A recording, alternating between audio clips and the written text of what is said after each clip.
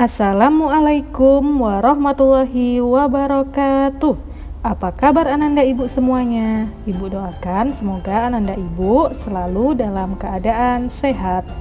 Nah, bertemu lagi dengan Ibu pada pelajaran muatan matematika tema 5, subtema 1. Pengalamanku di rumah. Nah, seperti biasa sebelum belajar, marilah kita berdoa terlebih dahulu supaya pembelajaran kita pada hari ini berjalan dengan lancar. Berdoa dimulai.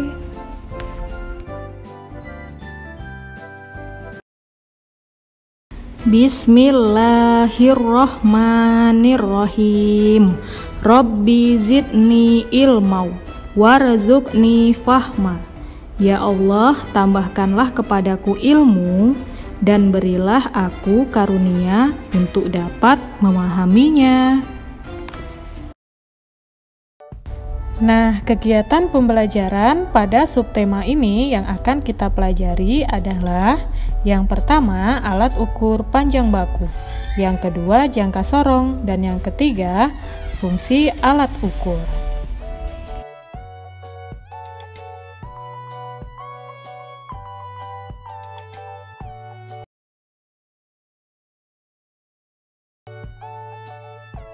Yang pertama, alat ukur panjang baku. Ibu ingin mengukur panjang sebuah pensil. Ini pensilnya. Bagaimana ya cara mengukur yang tepat? Nah, setelah melihatnya secara langsung, kita dapat mengukur panjang benda dengan menggunakan alat ukur panjang.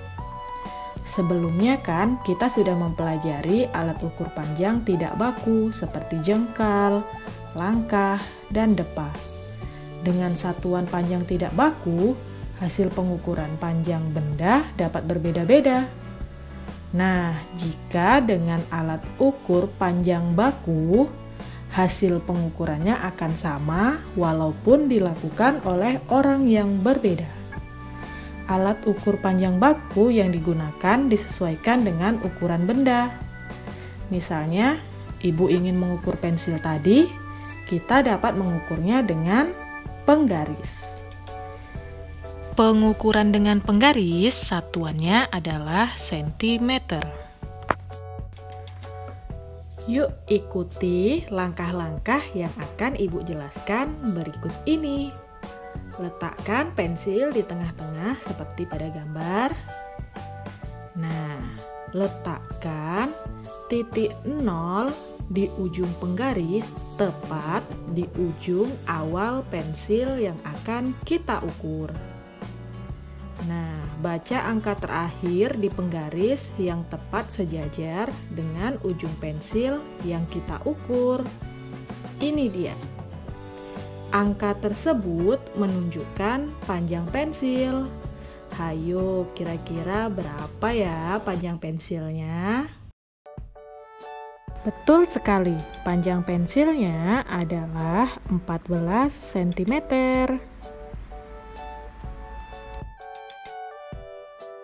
Nah, sudah bisa kan Ananda Ibu semuanya mengukur panjang pensil dengan satuan ukur panjang baku yaitu penggaris. Nah, sebelumnya Ibu sudah menjelaskan bahwa alat ukur panjang baku yang digunakan disesuaikan dengan ukuran panjang benda.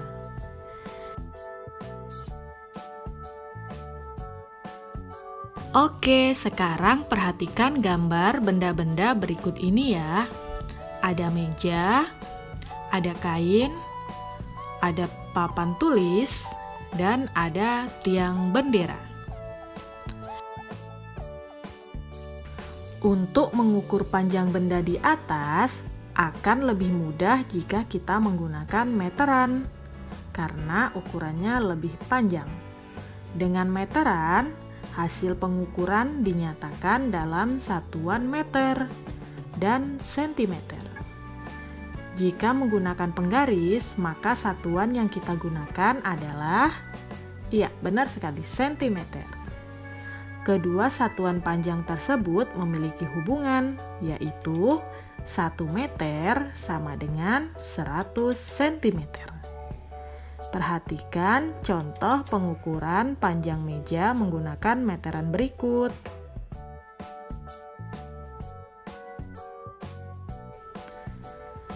Letakkan titik 0 di ujung meteran tepat pada ujung awal meja yang akan kita ukur. Nah, yang kedua, bacalah angka terakhir seperti penggaris tadi ya, pada meteran yang tepat sejajar dengan ujung meja lainnya.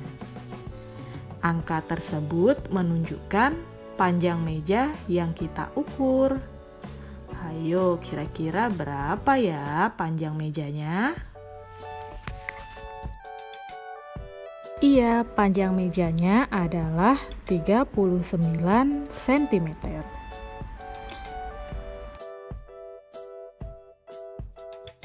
Nah, sudah paham kan Ananda Ibu semuanya? Sekarang kita masuk materi berikutnya.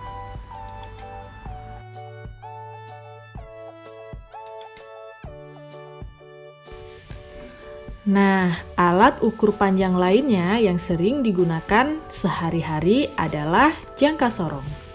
Jangka sorong biasanya digunakan untuk mengukur panjang garis tengah benda yang bentuknya bulat atau lingkaran.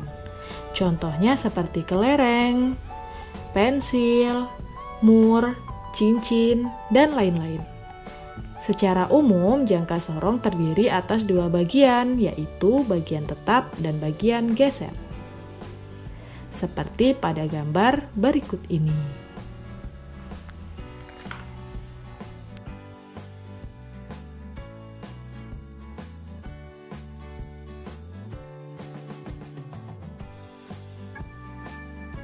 Nah, setelah mengenali beberapa alat ukur, sekarang kita akan belajar tentang fungsi alat ukur. Ayo ingat kembali, alat ukur panjang apa saja ya yang sudah kita pelajari? Iya, ada penggaris, meteran, dan jangka sorong. Penggunaannya dapat disesuaikan dengan benda yang akan kita ukur. Contohnya, fungsi dari penggaris. Penggaris biasanya digunakan untuk mengukur panjang benda yang kurang dari 30 cm. Contoh bendanya seperti pensil, buku tulis, dan benda-benda yang pendek lainnya. Nah, selanjutnya fungsi dari meteran. Meteran dapat digunakan untuk mengukur panjang benda yang lebih dari 30 cm. Meteran juga bisa menjadi meter loh. Contoh penggunaannya adalah pengukuran panjang meja. Nah, selanjutnya fungsi dari jangka sorong. Jangka sorong dapat digunakan untuk mengukur panjang garis tengah atau kedalaman benda yang berbentuk bulat atau lingkaran. Contohnya pada garis tengah kelereng, cincin, pensil, dan lain sebagainya.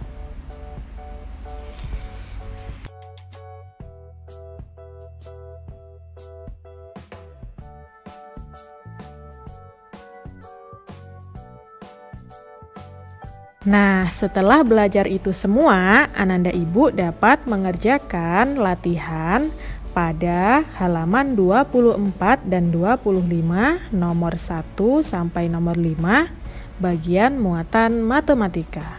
Sebagai latihan di rumah saja ya, tidak untuk dikumpulkan.